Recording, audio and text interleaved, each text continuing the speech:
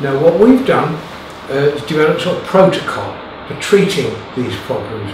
It's not perfect, and it was about 15 years ago we did it first. We keep modifying it, but the principle remains.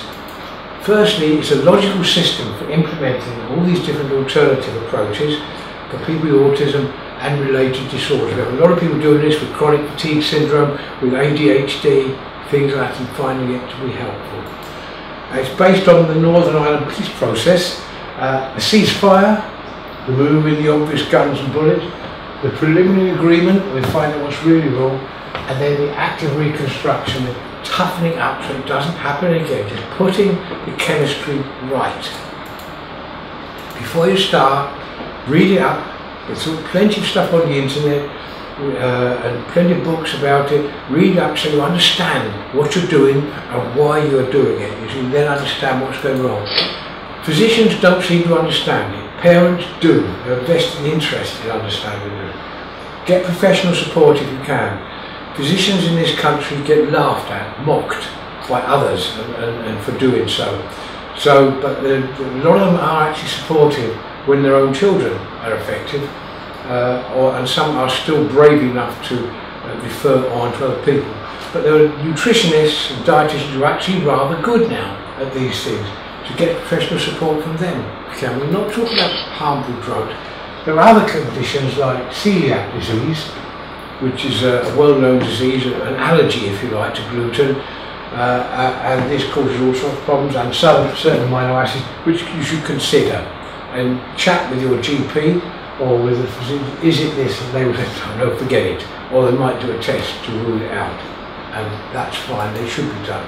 And then, before you even start, take a good, balanced vitamin and mineral supplement with the sort of things I was talking about earlier. That's before you start. Just get that right, get the basic health right first.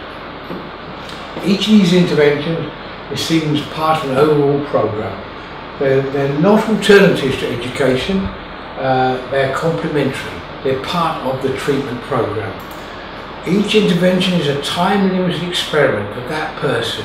You try it, and if it works, keep doing it. If it doesn't work, stop doing it. It's as simple as that.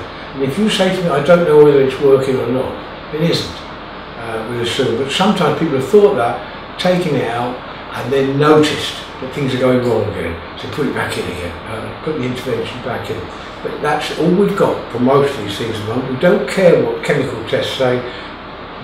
Your child is the laboratory. And if it works, and these things are cheap, remember, and be prepared. Sometimes a thing doesn't work, and then under different conditions, when you make some changes here, it does work.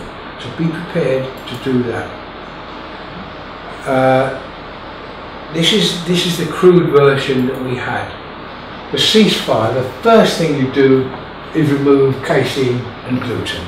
Remove foods that have got those in. And I'll go through in detail a little bit more in a minute. 3 weeks is long enough for casein, 3 months for gluten.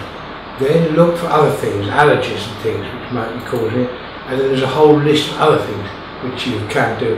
And we're English, so we give it away for free. It's all on the internet if you want to go to our website and have a look at it. So the ceasefire, the first thing you do is remove milk.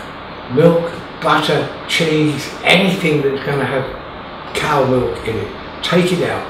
For 3 weeks is plenty of time, and then have a look. Say, has it made any difference?